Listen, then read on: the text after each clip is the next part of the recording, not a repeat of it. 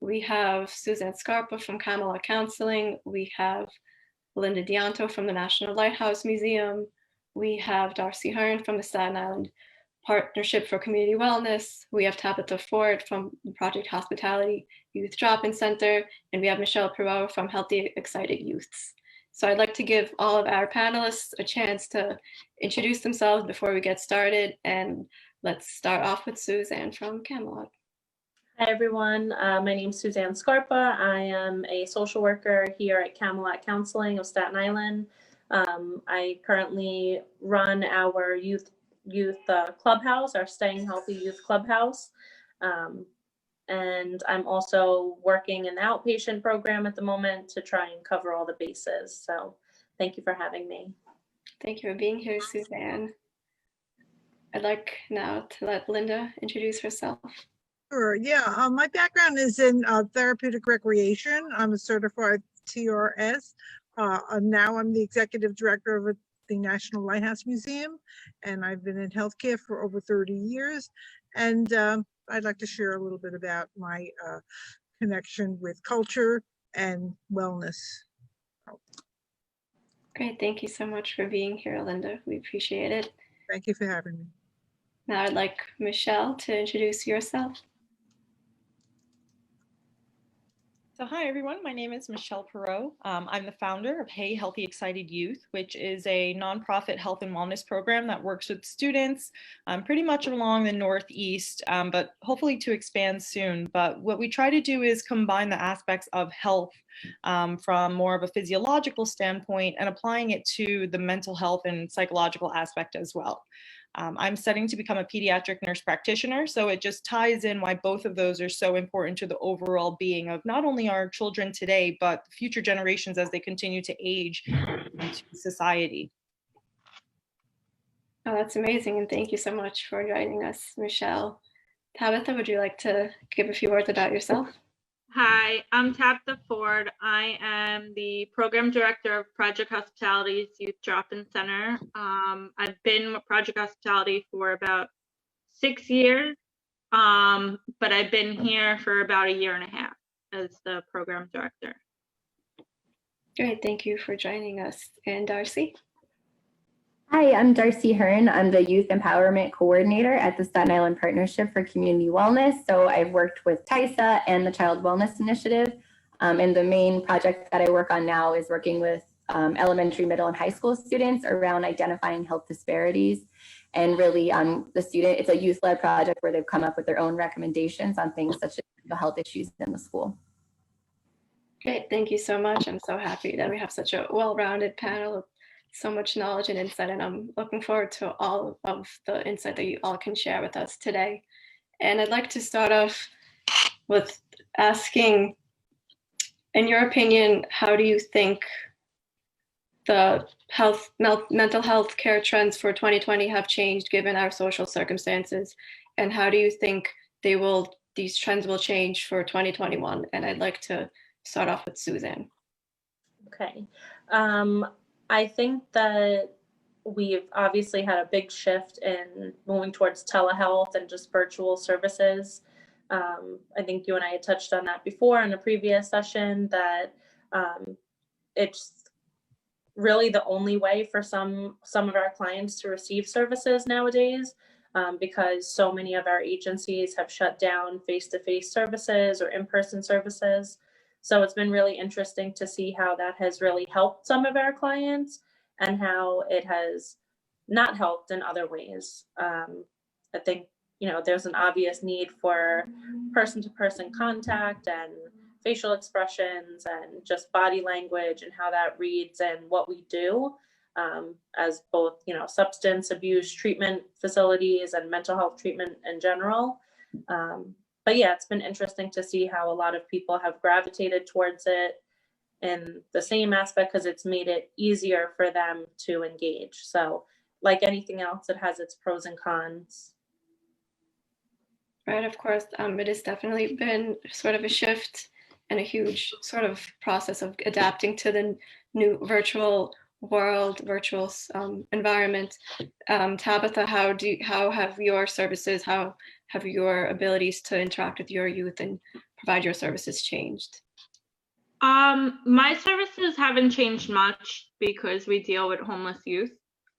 So whether we offer virtual services or not, we still have to provide the need of housing and referrals. But we have expanded where we can do virtual intakes. I actually think COVID was a blessing in disguise in terms of for virtual health expanded, and it let a lot of people start doing offering virtual services, which is really needed for our young people, because that's what they grew up on. They grew up on social media, on their phones, on iPads. So if we bring a service to them in a medium that they're already familiar with, I think that it's a good thing. Yeah, I think it is very important to keep in mind, like the youth generation now, they have more experience in the social sphere than we do. But I think it's also important to understand and to take note of like sort of the mental health effects that can come from being in such a virtual environment. Mm-hmm. So Darcy, what do you think, what are some mental health like effects or challenges that youth may face being in this virtual environment for such a prolonged amount of time? So actually, one of my students was discussing this today in a meeting that we had, and they had already surfaced mental health last year as a really big issue among teens, and an issue that really doesn't have enough resources in Staten Island. And so they were saying that they felt like all those issues are amplified for young people who already were experiencing depression and anxiety, that it got worse, but that they've noticed that a lot of their peers who didn't actually struggle with mental health issues before are starting to experience some of that anxiety and depression from that social isolation that's happening. Yeah, I think that is something that we should definitely be mindful of, especially social isolation, anxiety, family angst are definitely issues that a lot of youth may be experiencing now, that they're spending more time at home with their families. So how do you think spending all of this time at home with your families affects these youth, Michelle? I think it has two folds to it, depending on which way you're looking at it. We recently had a conversation about healthy relationships with some of our students, where some of our students shared really wonderful aspects of it, where they've spent more time with their family, with conversations and bonding, and kind of getting to know their parents on less of a parent-child dynamic and more of just kind of a bonding experience. So I think in some regards it's positive. But I think on the flip side, from students that we no longer get to see because we can't be in a classroom, across the board, domestic and familial violence has increased throughout this pandemic. And so for those students, we don't know what's happening at that point because they're just not online. And so I think, it kind of creates a weird dichotomy where it's two sides to this that are pretty drastic, either positive or negative. Yeah. Yeah, that's a really great point. And I think it's also important to find a safe way to establish personal boundaries, especially for youth and individuals in general who are spending a lot more time at home than they were months previous and then that they're used to. Linda, do you have any advice or insights on how we can establish personal boundaries in this setting? Are you referring to me? Yeah. Yeah. Oh, okay. I like to say that you can bring the best out of people being together or the worst out of people being together. And that's one of the problems. Getting the opportunity to be with families a long period of time could be fun. It could be a lot of fun if you're very creative and you look at the positives and try to redevelop new interests amongst each other. And I think that's important. But as Michelle said, there's a lot of domestic violence that can come out and a lot of frustration and anger. And I think that's a piece that needs to be somehow worked out amongst each other so that they could live in harmony in some form or another. Yeah, that's such an important point and something to note of. It's sort of an issue that does go a little bit on the wayside. So, and Susan, do you have any advice or insights on how we can even just begin to talk about some of the negative issues that may rise or come up from spending time alone with spending time with your family, such as domestic violence? Yeah, I think just asking the tough questions, and sometimes, not even the tough questions, but just really focusing on feelings. Not just how was your day, but like how are you feeling? Like, are you okay? Those are, that are you okay is a yes or no question, but you could tell a lot based on that yes or no answer. And that would kind of unfold into a larger conversation if you're willing to ask the follow-up questions.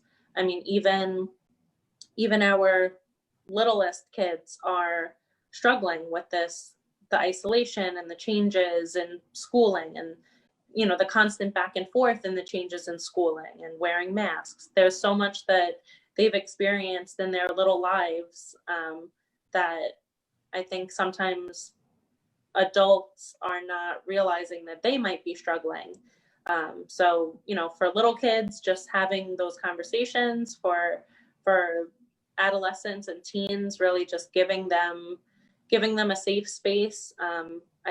I forget who it was, I apologize, but somebody had mentioned, that parent-child bonding more on just like a person-to-person level. I think that that's been really important, and we've seen a lot of really positive conversations come out of that. So really just being willing and able to break down those barriers, and for maybe even mom and dad, or whatever guardian is in the household, to say like, I'm not okay. This has affected me in the following ways. So maybe we could talk about how you're feeling and how all of our world's changes have affected you. So those are just some prompts that come to mind. Yeah, thank you, Susan. I think those are all really important and really great points. I think it is important to create like a safe space and to be comfortable being uncomfortable and asking those questions that need to be asked, and making sure we're actually listening to the answers and taking action. And I kind of want to sort of shift gears now and go on the flip side of the issue in regards to youth and individuals who are unable to see their family and loved ones due to social distancing guidelines and the sort of mental health effects that might have on them. So what do you have to say about that, Susan? I mean, I have a background in foster care, and I know that a lot of the youth that I've served through foster care, their visitation with their birth parents has been significantly altered. Anyone who has had supervised visits or things like that, or maybe an incarcerated parent, they have no access to see their parents, which is really a really big detriment to all involved, including the foster parents, because then, you get tied up in, the backlash of that.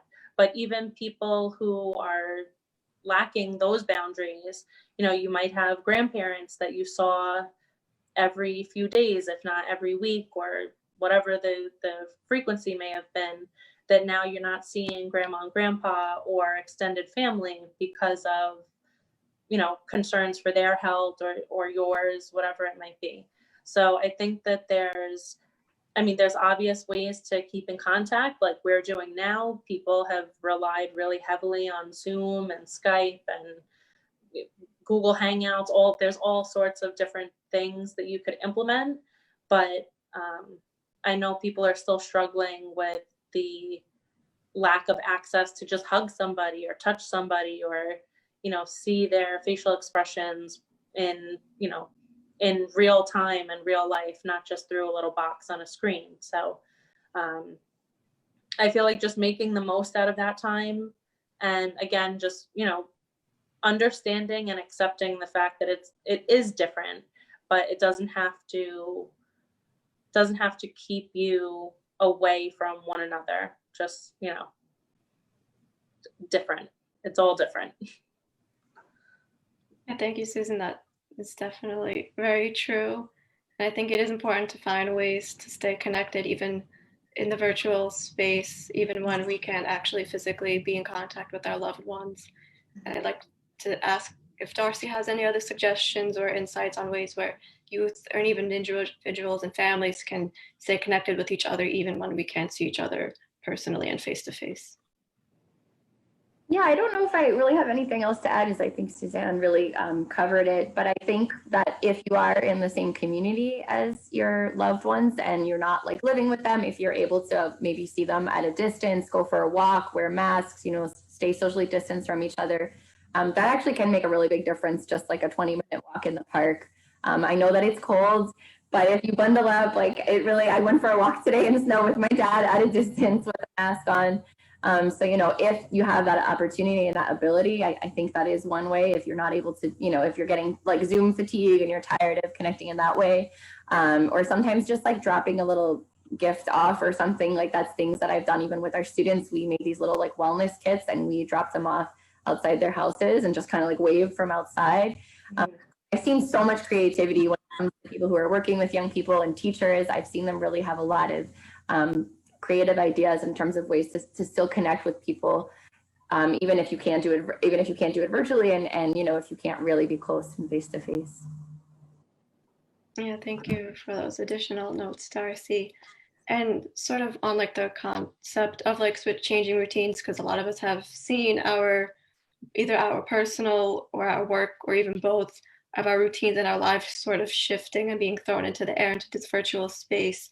And I want to talk a little bit more about what like issues may arise with having such a drastic shift in your routine and the ways that you are used to conducting your day-to-day life. And I'd like to first give the mic to Tabitha to see if you have any insights on that.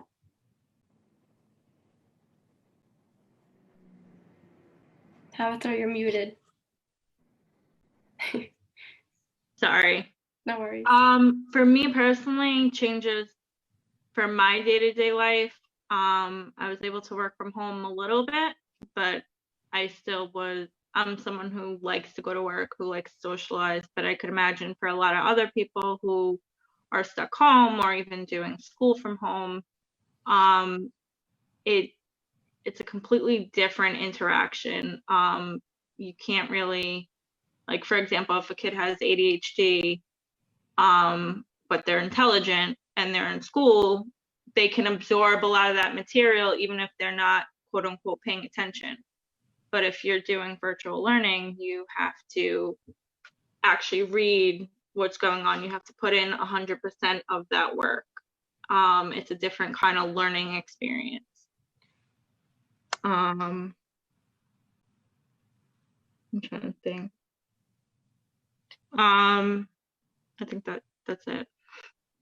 Those are some wonderful points, and that's something that we really should be more mindful of, is that there are, especially with students that have learning disabilities, how difficult it is, especially in the virtual setting. I mean, it's an issue for everyone to sort of shift to this new dynamic.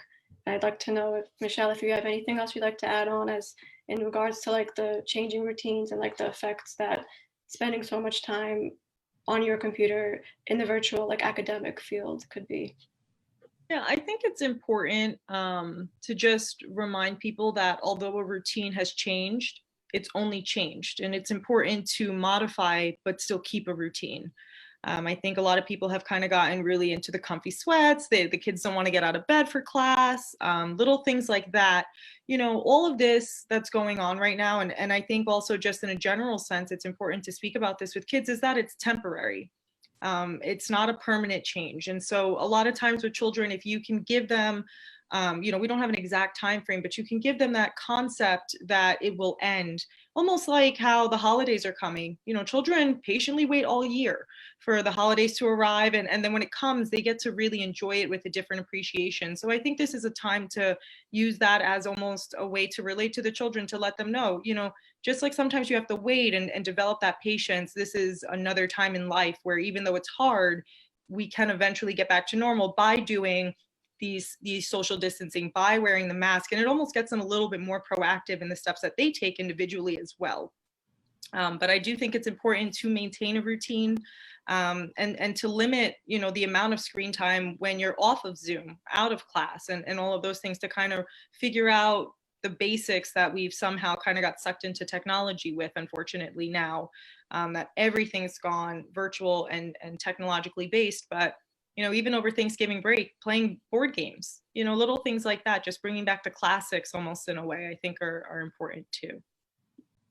Yeah, thank you, Michelle. I'd like to toss it back to Linda to see about like your thoughts on ways that people can do like any like ideas on like self-care routines, like Michelle was saying, that ways that people can sort of find time to either decompress or sort of help them step away from the virtual space, step away from whatever health like concerns they have, and just to feel a little bit better about themselves.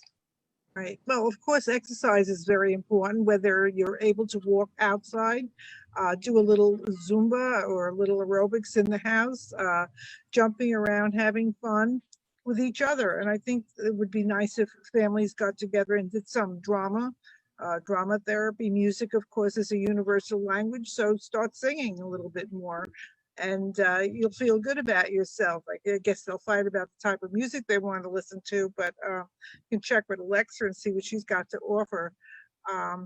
I think a lot of things could be done through diaries, maybe writing things down for those that need to express themselves and are having trouble within the family, that perhaps they can keep a diary of this experience. At the end, it might be very valuable to go back and read how you got through it. Coloring is very relaxing, even for adults. Coloring, drawing, the chance to look at your hobbies or things that you always wanted to do and never did before or never had time for. Even doing a family puzzle. It sounds kind of crazy, but not necessarily. It gets you away from the computer, and anything that gets you away from the computer is very important. To be creative is very valuable, and this is the time to be creative. Little drama, skits, things like that could be helpful. Yeah, thank you, Linda. Those are some very excellent points. And I know we've talked about dealing with adults, young adults, and individuals and families being stuck at home, and the sorts of issues that might arise from that, and then also the sorts of issues that might arise from dealing with the social distancing guidelines, being unable to see your family or friends that you've come so used to seeing. So I'd like to talk a little bit more about resources or any sort of advice or sources that young adults and individuals and families can look to help in order to help them build their mental health and wellness, and learn a little more about ways that they can improve their mental health and wellness. And I'd like to toss it back to Darcy. So just off the top of my head, New York City Well is a really good resource. I can pop into the chat like the details about it, but there's a 24/7 chat line. You can like type in, you can call, you can email, and there's always someone available to talk. So I think that's always like a kind of a go-to in terms of resources. TISA also has a lot of resources at tisa.nyc. There's stuff for both substance use as well as mental health resources, and it's a comprehensive list like across Staten Island. So that's a helpful one. And then I would also suggest to, if we're talking about like students, whether that's college students or high school students or younger, like there should be some resources on their school site. So for schools that have a health center, for instance, like Curtis, Port Richmond, New Dorp, those health centers are still operating. The mental health staff is still there doing counseling, doing things like that. And I know that like some of the student groups we work with have done like student workshops. So some of the students I worked with at Curtis were leading workshops around like yoga and mindfulness activities. So really, if you can connect in like to your school and see if there's anything specifically happening at your school. And I know colleges usually do a lot of things around wellness as well. And I don't know, I mean, I can definitely send some more like specific resources after, but I'm not sure if did I answer the question? Oh yeah, that was really great. And of course, we'll definitely share the resources that any of our panelists share on our social media pages. And I saw, Michelle, you wanted to add something. Yeah, I think another, just kind of piggybacking off of what Darcy suggested with the schools, also looking into your local libraries and community centers. Public libraries, I think people underestimate the value of the resources that they have, not just for books, but the community events that they put on. I know some of the libraries that Hay partners with have even done cooking virtual cooking classes where participants can go to the library to pick up the items that they would need. So it's not even necessarily something that you'd have to do on your own, or sometimes they provide the supplies, maybe even if they're doing like a painting class, that you could go in and drop in and grab those things. So definitely using the library as a resource for extra opportunities as well. Yeah, those sound like very great resources. I think you do make a good point that people do underestimate the power of their public library, but I think it's a great resource and people really should take more attention to it. And I see Linda also like something to say, so please. Yeah, I would like to just say a little bit about museums. They're out there, and people forget that they are open now, and they're not massed with crowds right at this point. But museums are a great out-of-the-box way of education. It's a good way for families to go to a place in their own social pod and get in and learn something different, things that they would never dream of doing on another day. This is a time to use those museums as a resource for education and a chance to get out of the house and be together in a different environment. Yeah, I think that's also a really great point. I know I, for one, am a fan of museums, and I have been sort of enjoying this less crowded museum time. And I know, Susan, of course, with Camelot, I'm sure you have some resources, or is there anything that you would like to add on? I think everybody kind of covered it, but Camelot, as well as Project Hospitality, I know Tabitha's site at the Youth Drop-In Center has a wealth of different resources. Camelot as well, we don't really serve a youth population other than the clubhouse, which unfortunately has been kind of on hold because of the pandemic. But yeah, we still, if anyone needs anything, they can always call and be connected to resources. If we can offer the appropriate services, we will help to connect you. Thank you for sharing. Yes, go ahead. I just want to add another seriously unestimated resource is nyc.gov. Any social service that you need, you can find it within there, whether it's mental health, whether it's housing. Even as a program director, I find myself constantly on there to try to find information for my clients, like, okay, where am I referring this person to, or where's the starting point? Because a lot of times people don't know the starting point, they don't know where to start, and it gives you good direction for where to go. Amazingly, the best resource is to Google whatever you're looking for. I mean, when you think about it, if you just kick it in, you all know that the answers are right there on the internet, everyone, if they just take the time to go look. Yeah, thank you all so much for sharing those wonderful resources. Like, again, we will definitely make sure to share them on our social pages and in the comments section on Facebook, and then also on YouTube. And we have a question in the chat, which is something that I also want to take note of. The participant asks, can you discuss tactics to destigmatize mental health in high intense professions like law enforcement? Coming from a college that gears towards criminal justice, many students are interested in becoming a cop in the future. However, during the application process, there is a physical fitness and wellness test. So I'd like to give the floor to Michelle. So two parts about that, because there is a physical and wellness test in the application process of becoming a law officer. And I think it really, just in general, whatever field you go into, I think it's important for people entering that field to have the ownness to do their own research. While there is a component of the test that focuses on that, it's a standardized test that based off, and I have several family members that are police officers and friends, that hasn't seemingly changed, unfortunately. And so I think just when you're aware of what you have to do to pass a test, it kind of takes away the value of taking the test. And I think it's important, especially in this year, you know, people have talked so much about how important it is, not only mental health, but just equality and the way that, you know, people are approached when they're in high situations, high intense situations, like you're saying. Even just getting pulled over for a ticket, you know, your anxiety starts to race, you get nervous, you get scared. Nobody wants a ticket, right? So I think it's important to just recognize where law enforcement is coming from. From their own perspective, whatever situation they're getting ready to walk into, they're putting themselves at risk as well. And it's important for them to also have the ownness to take that extra step of empathizing with the person that they're interacting with. And I think both of those, kind of looking at both perspectives rather than just the one goal, I think kind of helps to destigmatize it a little bit more.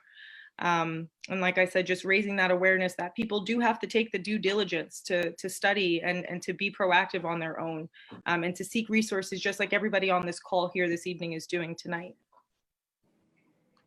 That's a really excellent point, Michelle. Thank you for sharing. Linda, do you have anything else you'd like to add on to that?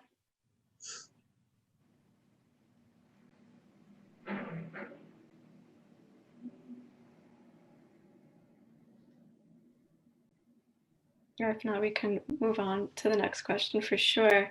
I was also wanting to just talk about in general the stigma surrounding mental health. Like I know, Linda, you mentioned earlier, like journaling, reflective journaling, there is still a sort of a stigma about having a diary or having any sort of personal writing little instrument or technique. So I would ask you to give a little more of your insight and details on how we can sort of start the conversation to like destigmatize that.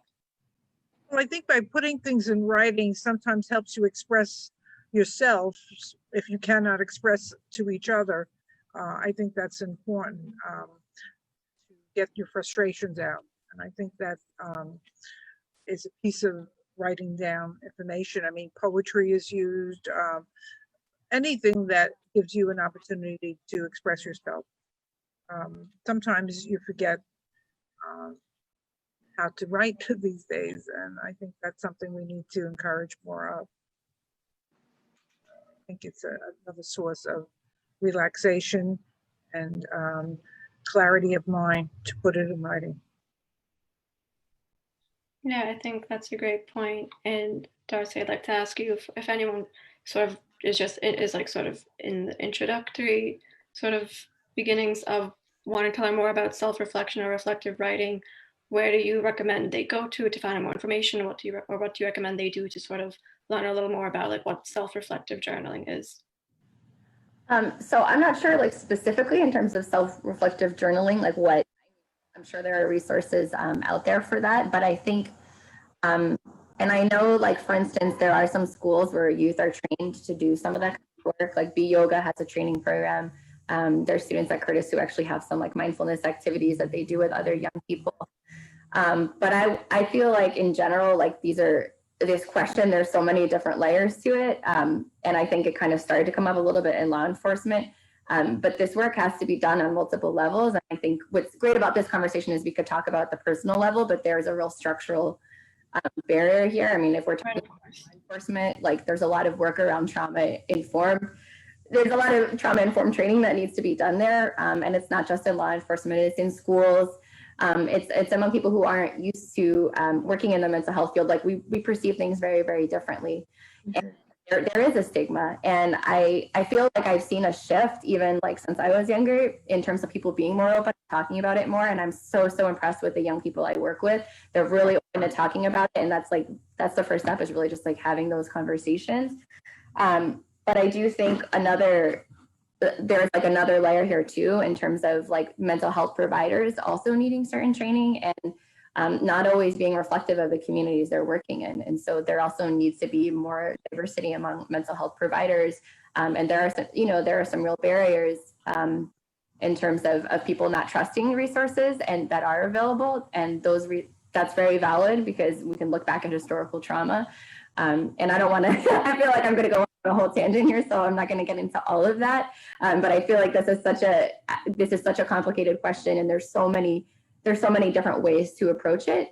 I guess for the purposes of this conversation, I think that these are some really great points at looking at alternative things. I know some of this, like for instance, some of my students have surfaced that like they might not necessarily feel comfortable going to therapy and in a traditional like talk therapy setting, but maybe they'll be interested in taking a yoga class, or maybe they're cool with doing like a 10-minute deep breathing exercise or doing like therapeutic arts. If the word therapy is in there, sometimes it, kind of makes them shy away from it a little bit. And I think really like that peer-led model is really, really awesome because young people are going to trust their peers a lot of times more often than someone else. So I know like at the college level, that's a lot of times there's like programs around training peer advocates. So students who can help support other students on like, you know, not for like a crisis, but for more like lower level things. And I know even in high school, there are some like variations of that, of students really being able to support each other in that way. So I don't know, I may have gone off a little bit, but that's my response. No, thank you. Yeah, that was a really, really excellent point. And I do think in general, like you made a great point on the issue of like the word therapy and like sort of like the negative connotation that it may have to youth and both adults as well. And I'd like to give the floor to Susan to talk a little more about that. I saw you nodding your head. I wanted to know if you had anything else to add. Yeah, I definitely agree wholeheartedly with everything that Darcy had just mentioned. So I think that it's a loaded question in general because there is so much like just historically that goes into mental health and the stigma that's attached to it. We've seen really great strides between the last like even 15, 20 years, let alone the last 50 or then some. But there's still a lot of people that don't see the real science behind mental health issues or don't see the value in. Did I lose you guys? Oh, sorry about that. That don't see the value in therapy, even though there's a science to it, and there's so much that goes into therapy and psychotherapy and even medicated assisted treatment. Oh, I think we lost Susan. If it's needed. Oh, never mind. Okay. Yeah. Oh, sorry. I'm on my phone on Zoom, so it's a little bit difficult here. But yeah, I think that there's a lot that goes into that, and as much work as there has, has been done already thus far, there's still quite a ways to go until it's really fully accepted. And I think that we've seen like Gen Z and like this younger generation has a lot to say about their mental health and the resources or lack thereof that are available to them and how they can access those things.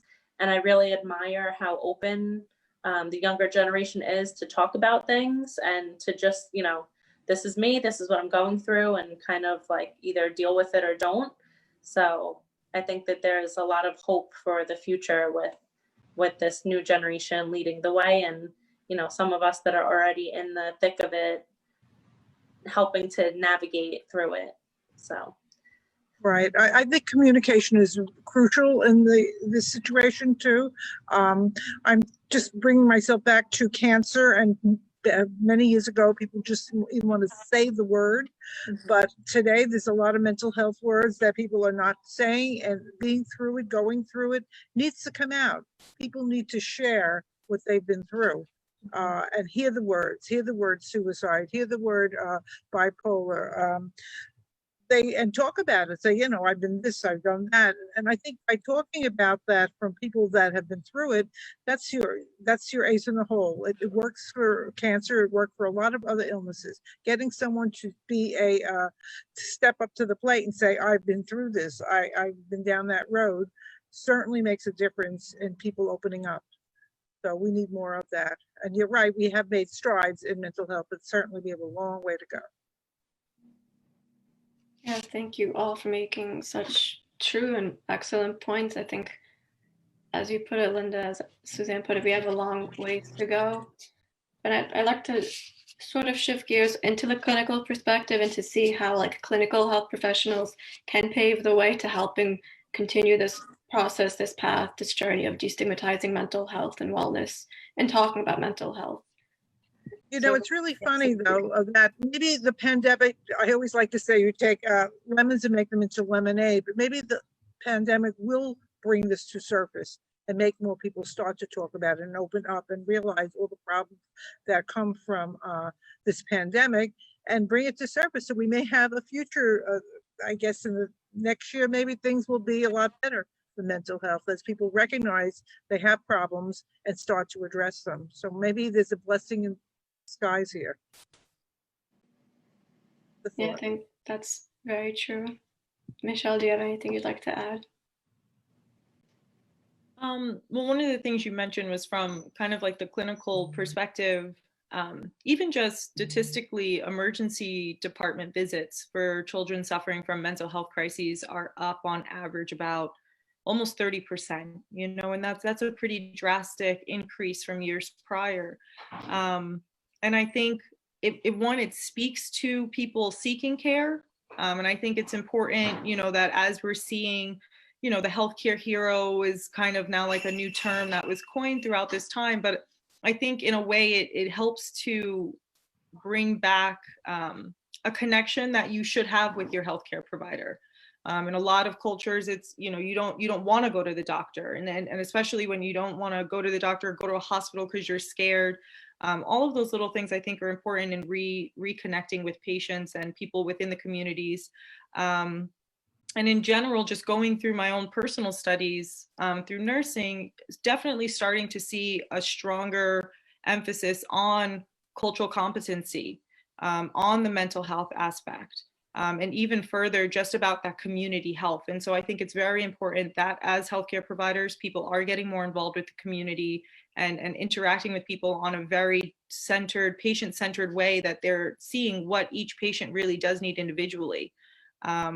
And so I definitely think that that's going to be important moving forward, and a shift to how people have previously interacted in a clinical perspective. I think, yeah, that is so true. And I think we definitely do sort of see that beginning, like cultural competency, mental health awareness. It is starting to lead the way in healthcare, but of course there's a long way to go.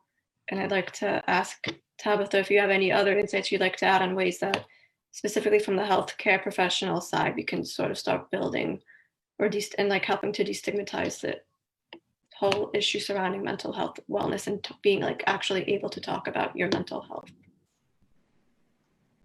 My main idea, it might sound a little silly, but I think they need to put social workers in more places. Like I was talking about the NYPD earlier, I think we need social workers to be in different places because it's such a diverse profession, and I think it's needed everywhere. Like even when I worked in a clinic, medical clinic, and the doctors and nurses, I think just me being there and me having those conversations on a day-to-day basis did shift their perspective toward people with mental health. But if you don't have someone having those conversations with you or bringing them to light, you're gonna think the same way that you always think. Or if the people around you are in the same profession, they're gonna have the same thought process as well. I think that is a really great and excellent point. I think I feel like even in my own research, I do see how the field of social work is growing, and we've seen how important health social workers are in both in terms of the healthcare field, but also in other such fields. So I think it is important to take note of that. So thank you for bringing that to our attention and making sure that we do get to talk about that. And I sort of kind of want to shift gears a little bit to we've talked a lot about youth in general and how they're dealing with COVID and social distancing guidelines and spending more time with family and spending less time with other family and loved ones. But I'd like to sort of focus on individuals and youth from specifically the at-risk population. And I want to sort of center this question more to Tabitha and Susan, because you both said that you'd had experience, like you said, you had experience in the foster care system. And I want to talk a little bit more about the unique needs of youth that are foster involved, justice involved, youth with special needs. So I would let Tabitha talk first. Okay. So I did write a couple things down that So a lot of the time, one of the biggest issues is people who are home and they're like doing school from home. They don't have access to these professionals, so they aren't getting referred to the services they need. So like when people are in school constantly, they'll get, if they're having behavioral problems or if a teacher notices something or an adult notices something, they'll refer them to the counselor. But right now that's not happening. And a lot of times these kids who are at risk also come from families who are at risk, who have mental health issues, who have substance abuse issues. So if they're home with them, by being stuck home with them, it creates more issues for everyone there. What's the other thing? Also, a lot of them it's hard to get them to go to therapy, or to have a formal therapy session, which I think was said earlier, to tell them, okay, you need to attend this appointment, you got to go to this appointment. More times than not, they're not going to go. We need professionals and counselors to come in and do more walk-in services, because if you have to wait, whether it's substance abuse, mental health, anything, especially youth who are impatient, if you have to wait to get an appointment, they're not going to follow through. They'll be like, oh, I'm fine in a day or two, and never go back, and then it keeps building up. So I think we need more walk-in mental health based services. Yeah, I think that's a very stark point, but also very true. And I'd like to ask Susan if you have anything else to add in regard to that. I know Tabitha really made some great points in terms of sort of the unique considerations we should be thinking about in the at-risk youth population, but do you have anything else you'd like to add given your experience? Yeah, I think focusing on like the foster care population in general, like our youth in care already have so many requirements that they need to check off regarding like weekly home visits and visits with the parents, and just they have a certain set of standards that is even a little bit higher, or maybe exceedingly higher than traditional homes that they have to follow. So I think that in this time of like virtual learning, for example, while they might have the devices available to them, there's a different onus on a youth in care to be showing up, because then if they don't show up in their virtual schooling, there may be additional like educational neglect and things that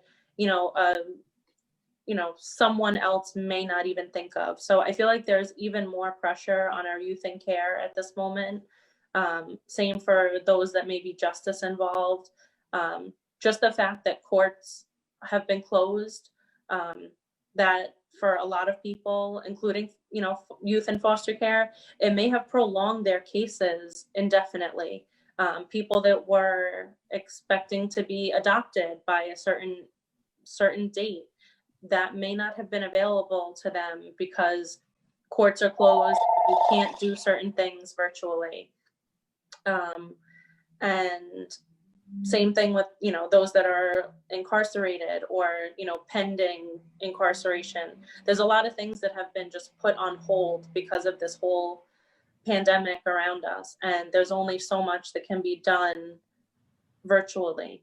So I think that my heart goes out to especially foster care youth, because they have been impacted already in so many ways. They've already experienced such a level of trauma for most of our babies in care, that babies, regardless of whatever age they are, that they are deserving of the extra attention and the extra everything. But I feel like the extra requirements are adding to a level of frustration at this point, and it's it's tough. It's a frustrating situation for all of us to be in the best of circumstances, and for a population that may already be struggling, it's that much harder. So I think just a little bit of love and attention their way is definitely well worth it, well deserved. Yeah, thank you both, Tabitha and Susan, for talking about that. And I kind of want to build off of what you're saying. I mean, yes, like, of course, my heart, I'm pretty sure, I know everyone's heart here goes out to these youth. And I kind of want to go more toward like a clinical perspective. What do you think healthcare professionals can do for this population here?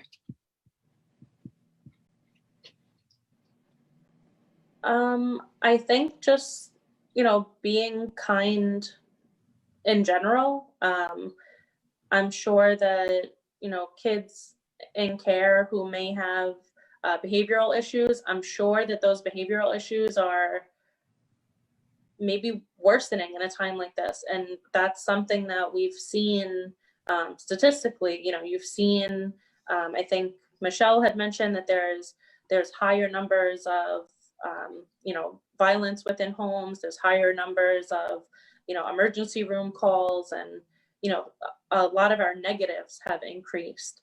So I think just, giving the appropriate care and attention, and really just focusing on the immediate needs, and maybe, not even so much immediate needs,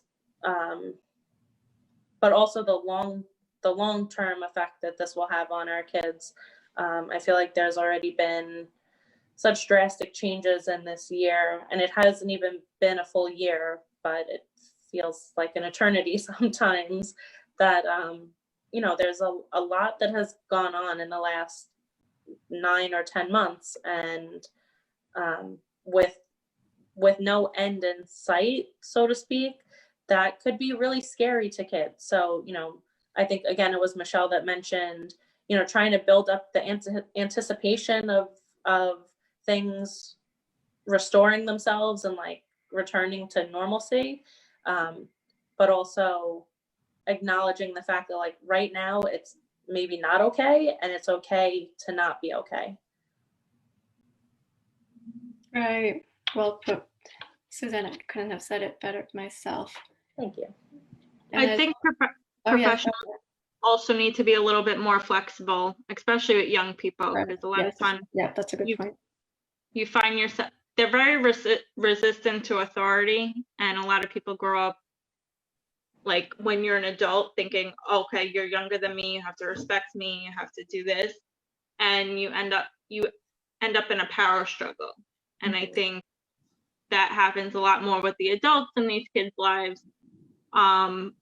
because they feel like they should be in charge. I think people need to be a little bit more flexible in how kids talk to them, or how kids do stuff. If they can say it in a respectful way, or tell you what's going on, but they're cursing, but they're still telling you what's going on. I think professionals just need to be more flexible in how they deal with young people. Yeah, I think that's a wonderful point, Tabitha. Building Thank you. off of that, even just like Suzanne was saying, I also think it's important, even as a provider, to not stem away from the compassionate piece of everything that's going on. Like Suzanne said, especially when someone's going through a hard time, sending a little love someone's way. It's obviously not a romantic love, but just that compassion and care, that you see what someone else is going through, and that acknowledgement, it means a lot too. So I think that's also important, in such a difficult time, for people to just be a little bit more, like Tabitha was saying, flexible, a little bit more sympathetic, and just a little more friendly overall.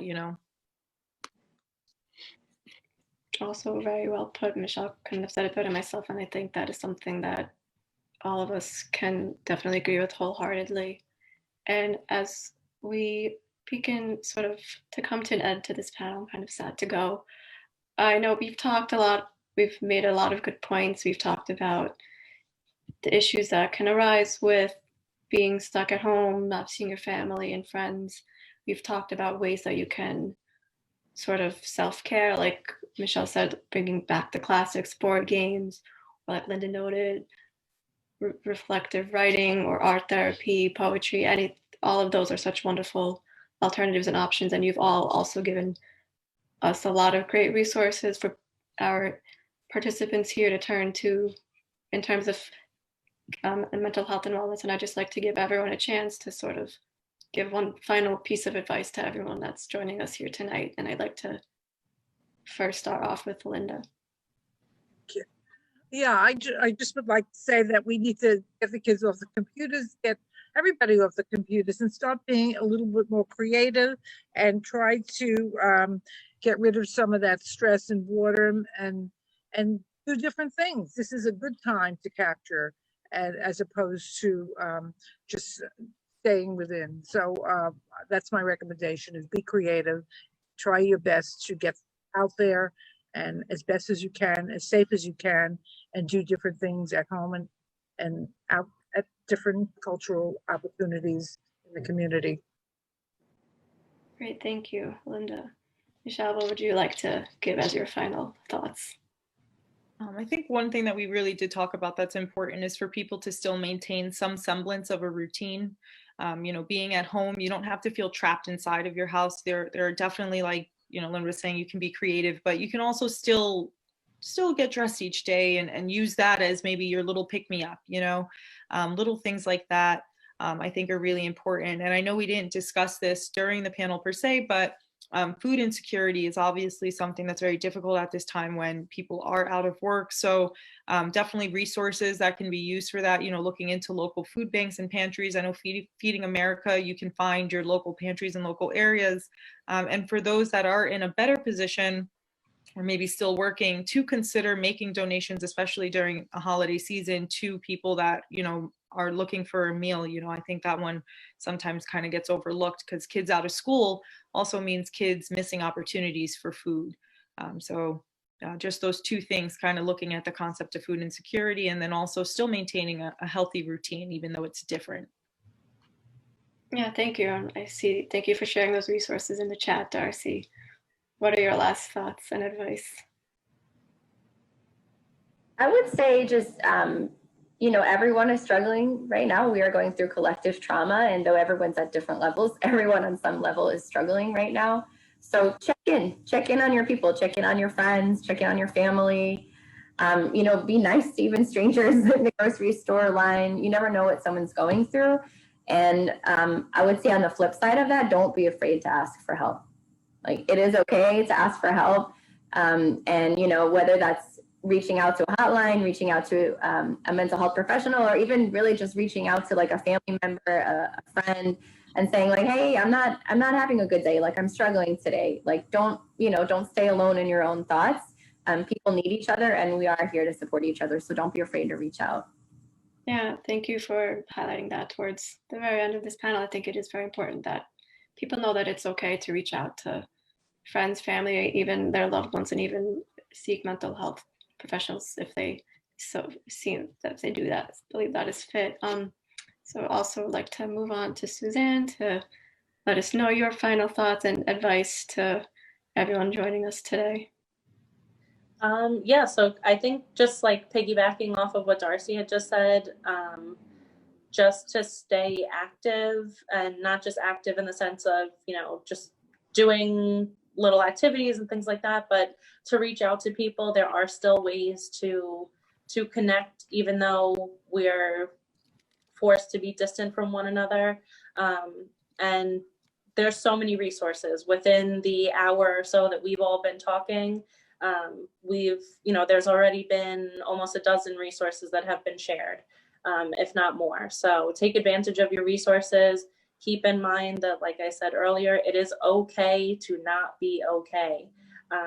I think that alone will help to destigmatize things and just kind of neatly package it for the world around us. That, like Darcy said, we're all going through a collective trauma right now, and there's nothing wrong with that. You know, this year and the world and our circumstances have already been hard enough on us. We don't need to be any harder than we already have been. So just be kind to yourself, reach out when you need it. And, you know, the only thing worse than the social isolation is, you know, kind of like self-isolation. So don't do it to yourself. Reach out. There's always somebody available. So, and like I said, just spread love. Yeah, spread love. Don't be afraid to ask for help. You're not alone. All very wonderful points, Suzanne. Thank you. And I'd like to give Tabitha a chance to say her final thoughts. You're muted again. I keep doing this, I'm sorry. No worries. I want to piggyback on something that Michelle said about routine. Routine is key for any kind of mental health issue you're going through. Because if, let's say, you're depressed or you're anxious and you stay in bed all day, you don't get up, it creates a cycle. I think it's important, even if you're stuck in your house, to create a routine. Get up at 9 o'clock, go to the couch, even if you don't want to do anything. It's important not to push yourself too hard, but you also got to do different things. Don't get stuck in the same routine, but also have an actual routine. Yeah, thank you. Yeah, sorry. No, thank you all so much. You've all made some very great points, and you've all given me, and I'm sure everyone that's joining us tonight, whether through Zoom or through Facebook Live, also wonderful insights and knowledge on ways that we can stay strong mentally together collectively, even though we may not be in the same space. So I'd like to thank you all again for coming so much. I know I really appreciate all of you taking the time out of your, I'm sure, busy days to spend this hour with me and everyone else here. So thank you again very much.